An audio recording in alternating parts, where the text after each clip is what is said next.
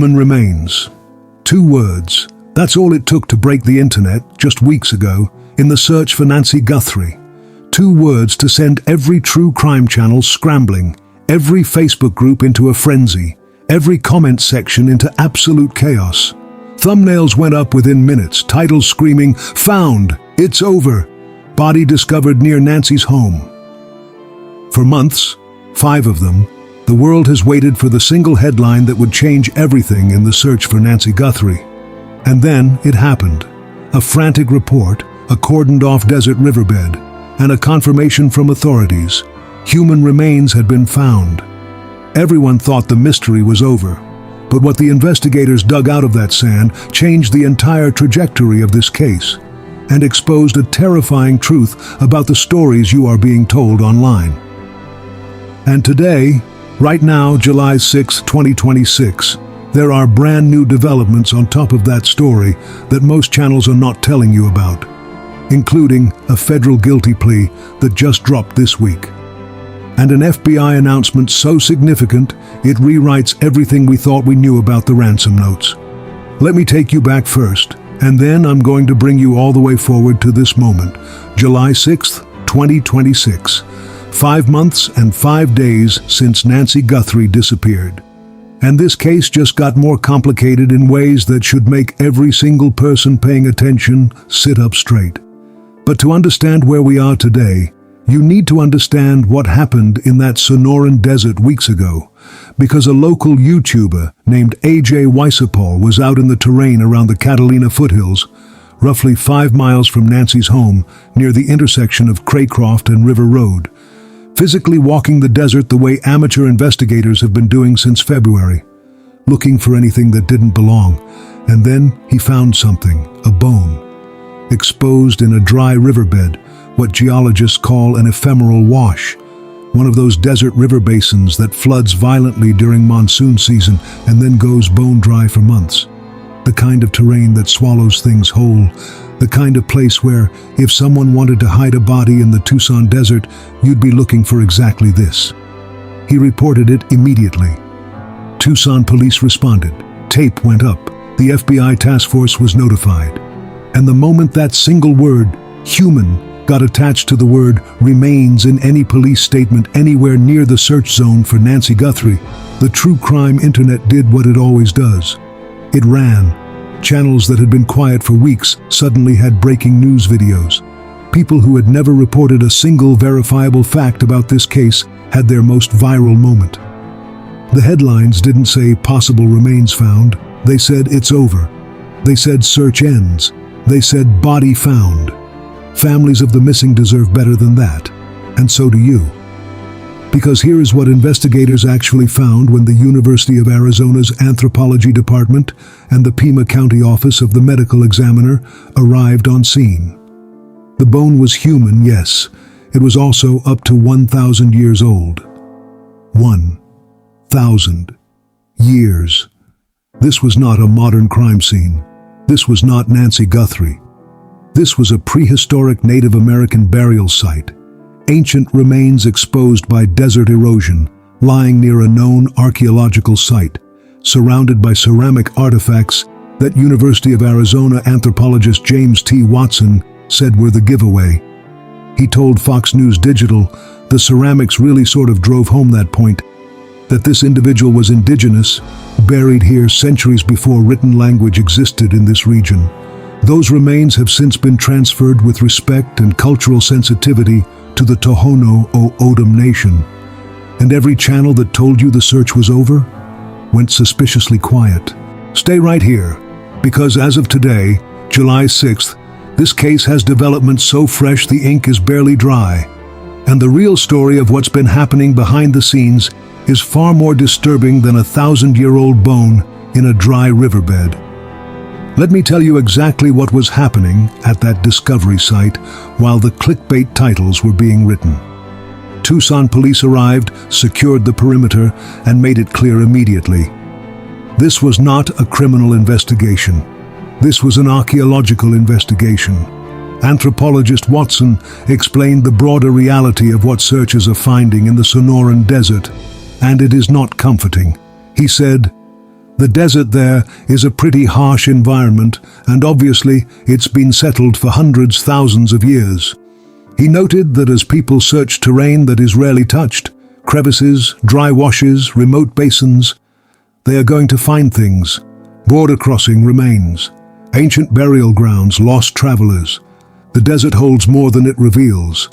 That means there will be more false alarms, more breathless headlines, more channels that treat a grieving family's nightmare as content to be monetized. The channels that published body-found thumbnails without verifying what had actually been discovered, without waiting for the anthropologists, without reading the official Tucson police statement, did something harmful. Not just irresponsible, harmful. To Savannah Guthrie, to Cameron Guthrie, to Annie Guthrie, to every family member who saw those headlines before the correction came. That is not journalism, that is predation wearing a thumbnail. As the forensic teams brushed away the desert sand, the tension was suffocating. If this was Nancy, the case was now a homicide. But when the lab results came back, the lead anthropologist realized they weren't looking at a modern crime scene at all. They were looking at something far older and far more disturbing about the world we live in, where an ancient burial can go viral for the wrong reasons in under 4 hours. The real question, the one that was never answered by any of those viral videos, is what actually happened on the real night. February 1st, 2026. The night that started all of this. Let's go there now. Nancy Guthrie is 84 years old. She has a pacemaker. She takes daily medication that her body depends on to function. She lives alone in a home she has occupied in the Catalina foothills neighborhood of Tucson for decades. And on the evening of January 31st, 2026, she had dinner with her daughter Annie and son-in-law Tommaso Cioni. A normal evening, a family meal. Tommaso drove her home, dropped her off at approximately 9:50 p.m. She went inside. That was the last moment anyone who loved her saw Nancy Guthrie alive. At 1:47 a.m., the Nest doorbell camera on Nancy's front door captured a figure, masked, gloved, wearing a black Ozark Trail backpack, carrying a firearm in a holster positioned in a way that law enforcement found immediately unusual. The figure walked to the camera with purpose, covered it with a gloved hand, then used plants from the property itself to conceal the lens further. No hesitation, no searching. He knew exactly what he was doing. Within the 41-minute window between 1:47 a.m. and 2:28 a.m., Nancy Guthrie was taken. When family members arrived the following morning, after she failed to appear for a church live stream she never missed, they found the house in a state that made their blood run cold. Her phone was on the table, her Apple Watch was on the floor of her bedroom, her hearing aids were left behind. Her medication, the medication she needs to survive, was still in the house. And outside on the front porch, drops of blood. Blood that the Pima County Sheriff's Department later confirmed through DNA testing belonged to Nancy Guthrie. With the internet's lies out of the way, we have to look at the cold, hard facts of what actually happened inside that house. Because what the kidnapper left behind on the bedroom floor proves this wasn't just a random home invasion. It was a calculated, targeted trap. That Apple Watch with the white band on the bedroom floor, it wasn't just evidence the FBI collected. It became a weapon, because the first ransom note, sent just one day after Nancy disappeared on February 2nd to 2 local Tucson news stations and to TMZ through their online tip lines, described it. Specifically, the note mentioned that an Apple Watch with a white band was on the floor of her bedroom. It mentioned that the back porch floodlight was broken, 2 details that were not public, 2 details that only someone who had been inside that house would know. K-old news anchor Mary Coleman, who saw that first note, said it plainly in an interview with CNN. A lot of it is information that only someone who was holding her for ransom would know. That note was addressed to Savannah Guthrie directly. It opened, "Hello Savannah, we have your mother, Nancy." And it demanded millions of dollars in Bitcoin. This was not a random home invasion, this was not a burglary that got out of hand. Someone knew who Nancy Guthrie was. Someone knew what was in her bedroom. Someone planned this weeks in advance. We know that from the January 11th surveillance footage that shows the same suspected figure visiting the property 3 weeks before the abduction, without a backpack, just watching, learning, waiting. The blood on that porch was not left by someone who grabbed a stranger by accident. That blood belonged to an 84-year-old woman with a heart condition who was dragged out of her home in the dead of night because someone decided she was worth more to them as leverage than as a person. Here's where this case becomes something most true crime cases never are. A battle of information, deliberate deception, and psychological warfare, waged not against the police, but against a family.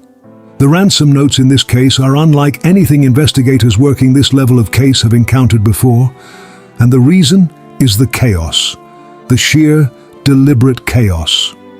The first note, sent on February 2nd to Called, a second local Tucson TV station, and TMZ, demanded an initial $4 million in Bitcoin within days. If the first deadline was missed, the demand jumped by another $2 million. The note was sent through online tip submission forms, a Gmail address, anonymous, untraceable at first glance. Retired FBI agent Jason Pack told Page 6 that ransom communications always contain what he calls a fingerprint. The specific word, choices, the tone, the structure of the demand. He said that first note contained specific operational details that were not public at the time, and that those details, the Apple Watch, the broken porch light, gave it significant forensic weight. Just when the FBI thought they could track the digital footprint of the millions being demanded in Bitcoin, a second encrypted message arrived from the exact same IP address. And this time, the abductors weren't asking for money anymore. They had a dark final confession. The second note came on February 6th, 4 days after the first. Same IP address, same communication channel, but no demand, no deadline. The note said Nancy Guthrie was dead, that she had died shortly after the abduction, that her kidnappers did not mean for that to happen. And then, the 5 words that Brian Entin of News Nation reported, she was buried with nature now. On February 7th, Savannah Guthrie posted a video to Instagram with her siblings. Her voice was measured, her face was devastated, and she said, "We received your message and we understand." After that video, the apparent kidnappers went dark. They never made contact again. But what happened next is where this case transforms from a kidnapping into something darker and more chaotic. Because the silence that followed those 2 notes, notes that investigators initially believed came from the actual abductors, was filled immediately by an army of opportunists. And then this week, something changed everything about how we understand those notes. Stay with me. I'm going to stop right here for just a second, because I want to do something different. This case has drawn attention from every corner of the world.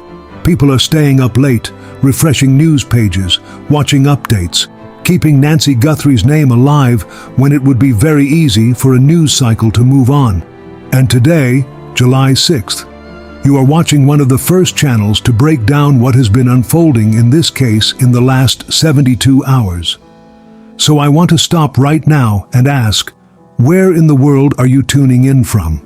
Let me know in the comments below. Because every voice keeping this case alive matters. Every share, every comment, every notification bell. That is real pressure on investigators and real attention that cannot be ignored. Drop your location in the comments. Tell me where you're watching from, and if you haven't subscribed yet, do it now. Not for the channel, for Nancy.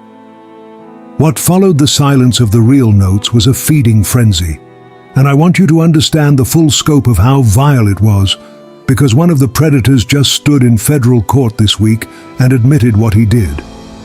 Derek Colella is 42 years old and lives in Hawthorne, California, about 5 miles south of LAX. On February 4th, 2026, 3 days after Nancy disappeared, the day after her family posted their first video pleading for her safe return, Colella picked up his phone. He used a virtual phone app to disguise his number, and he texted Nancy Guthrie's oldest daughter Annie and her husband Tommaso Cioni. The text said, Did you get the Bitcoin we're waiting on our end for the transaction? He then made a 9-second phone call to one of the family members. Let that sit. 9 seconds. He called them, realized what he was doing, and hung up. 9 seconds of inflicting terror on a family already in hell. This man sat wherever he was in California, watched a family's agony play out on his screen, and decided to use their pain as an instrument. He knew there was a ransom demand already in the news. He weaponized it. He reached out to two people who were already living through the worst days of their lives and tried to make it worse for personal gain. The FBI did not take long. They traced the virtual phone app directly to an IP address. That IP address connected to a personal email. That email connected to Kalela's California residence. He was arrested on February 5th, one day after sending those texts. Arrested while the family was still recording public pleas, begging for their mother's life. On July 2nd, 2026, 4 days ago, Derek Kalela stood in federal court in Tucson and pleaded guilty to 2 counts of harassment using a telecommunication device. Maximum penalty, 2 years in federal prison, a $250,000 fine. His sentencing is scheduled for September 10th. During the hearing, prosecutors revealed he had tested positive for illegal drugs just days before appearing in court. He is the first person to face criminal prosecution in the Nancy Guthrie case. Let that land for a moment. The first, and so far only, person criminally charged in connection with this investigation is not the masked man on that doorbell camera. It is a man in California who used a burner app to terrorize a grieving family for his own purposes. But Kalela wasn't alone in what he represented, not even close. The FBI's Phoenix field office confirmed that investigators received multiple ransom demands throughout this investigation. Some were deemed fake immediately, others required more time and resources to investigate. And then, just this week, Reuters dropped a bombshell. A senior FBI official, speaking on condition of anonymity, told Reuters that the Bureau now believes none of the ransom notes in this case are genuine. Not the extortion attempts, not the fake Bitcoin demands, and here is the part that stops you cold, not even the 2 notes initially considered potentially credible. The ones with the Apple Watch detail, the ones Savannah herself said she believed were real, the ones the family responded to on camera with, "We received your message and we understand." The FBI tested the authenticity of the first note by depositing a small amount of cryptocurrency into the wallet specified in the demand. That cryptocurrency sat completely untouched. Nobody claimed it, nobody moved it. Based on that and other methods the FBI has not publicly disclosed, they reached their conclusion. The 2 notes were sent by someone, or someones, who are not connected to Nancy Guthrie's disappearance. That is a seismic shift. If the Apple Watch detail wasn't from the abductor, if somebody else knew that detail and used it, then who and how? Because that detail was not public, it was inside the house.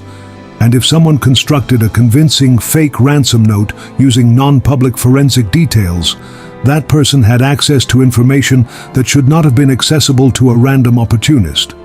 That thread is now pulling at everything.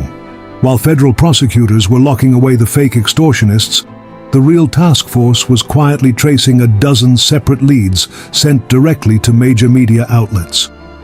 And one of those tips contained a claim that changed everything, a hidden cell phone containing actual video proof. TMZ's Harvey Levin revealed that someone, an individual who has sent the outlet more than a dozen emails, claimed to possess a video of Nancy Guthrie with the main guy involved in her kidnapping, described as footage from what the sender called probably the last day of her life. The sender demanded 1 Bitcoin in exchange for the phone's location. Sheriff Chris Nanos called it fake. The FBI agreed. Every door, every lead, every claim, extortion, noise, manufactured chaos deliberately dropped into an active investigation to confuse, to profit, to go viral. And somewhere in all of that noise, the real answer is still hiding. Today is July 6, 2026. It has been 5 months and 5 days since Nancy Guthrie was taken from her home. Let me tell you what that actually means. It means a $1.1 million combined reward that nobody has claimed. $1 million from the Guthrie family, $100,000 from the FBI, sitting there, uncollected, for over 150 days. Because either the people who know something are too afraid to speak, or the people who know everything have gone to lengths to ensure silence. It means Quantico's forensic labs are running genetic genealogy analysis on DNA samples collected from the scene. A process that works. It's the same science that cracked the Golden State Killer after more than 3 decades, but that takes time. Time this family measures in sleepless nights. It means Nancy herself, 84 years old, with a pacemaker, with medication left on her bedside table, with a hearing aid abandoned in her home, has now been without that medication for over 5 months. The Pima County Sheriff confirmed early in the investigation that her medications were found inside the house. If she were alive, if, by any miracle, she was still alive, 5 months without those medications is simply not survivable. The evidence says that quietly, but it says it clearly. The DNA pulled from the crime scene has produced no matches in CODIS, the FBI's national database of over 19 million offender profiles. Whoever was inside that house is not in the system. They've either never been arrested, or they've never had their DNA collected, or they came from somewhere that falls outside the reach of that database. That's why genetic genealogy, building family trees from partial DNA profiles, is the path forward. It does not require a prior conviction. It requires patience and time. And right now, investigators have both, because they have no choice. The Pima County Sheriff's Department's focus remains on 2 key windows of surveillance footage. The January 11th visit, where the suspect appeared at the property without a backpack, pure reconnaissance, pure pre-planning, and the January 31st footage from the night of the abduction. Agents continue visiting gun shops around the Tucson area, asking specifically about the suspect's unusual holster. A suspicious vehicle spotted approximately 2 miles from Nancy's home on the night she was taken remains an active lead. Searches have also crossed the border. Buscando Corazones Nogales, a Mexican volunteer search group, received an anonymous tip in June claiming Nancy was buried near Nogales, along the U.S.-Mexico border.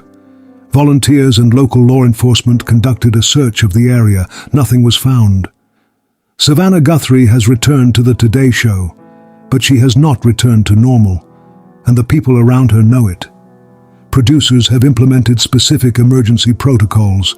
If breaking news about her mother occurs during a live broadcast, Savannah is immediately sequestered from the set. Another anchor handles the story. She is not allowed to find out on live national television. Think about what it means to go to work every day in a building where your colleagues have a rehearsed procedure for the moment they have to tell you your mother's body has been found. She posted on social media, "Mother, daughter, sister, Noni, we miss you with every breath. We will never stop looking for you." She has spent approximately $500,000 of her own money on private investigators. She suspended her coverage of the 2026 Winter Olympics to be in Tucson. She sat across from Hoda Kotb in March for a 3-part interview that aired on the Today Show, holding herself together in a way that most people simply could not. And this week, in the middle of all of this, Derek Kalela's guilty plea. The Reuters FBI ransom note bombshell. A case that was already complicated becomes more complicated by the hour.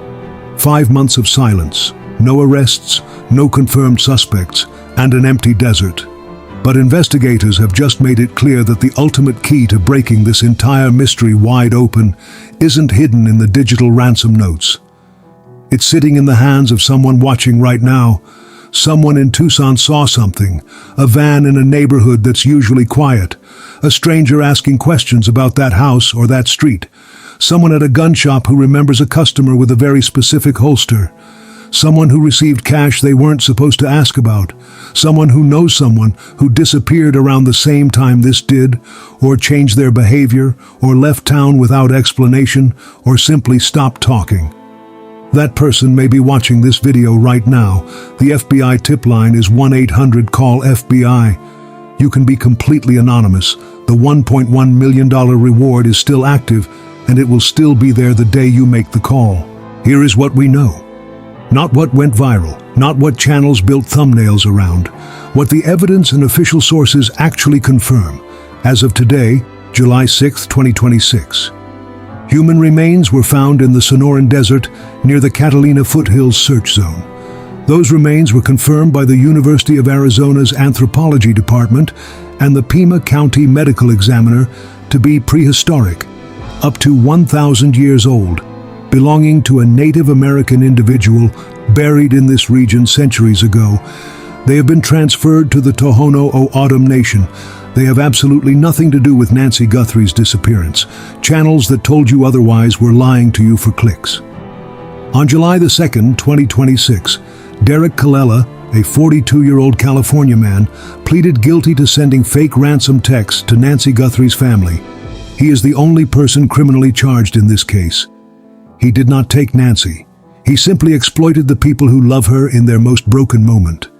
And as of this week, the FBI has stated, through a senior official speaking to Reuters, that none of the ransom notes in this case are believed to be genuine, including the 2 notes the family publicly responded to, including the note that said she was buried with nature. If that holds, the entire ransom narrative needs to be re-examined. And the question of who knew enough non-public details to forge a convincing ransom note becomes the most urgent investigative question of this case. Nancy Guthrie remains missing 5 months and 5 days. An 84-year-old woman with a pacemaker whose blood was on her front porch, whose Apple Watch was on her bedroom floor, who never once missed a Sunday morning church service, taken from the life she spent 84 years building. The internet wants you to believe the search is over, because easy answers get more clicks. It is easier to declare a chapter closed, move to the next case, find the next thumbnail, but a family is still living in a nightmare. And we cannot let clickbait bury the facts. Keep your eyes on the real evidence, stay vigilant, and hit that subscribe button to join us as we continue to tear down the lies. If you have any information, anything at all, call 1-800-CALL-FBI. Be anonymous, collect the reward, do the right thing. This is Brian's Criminal Unmasking Crime. Stay safe, and I'll see you in the next deep dive.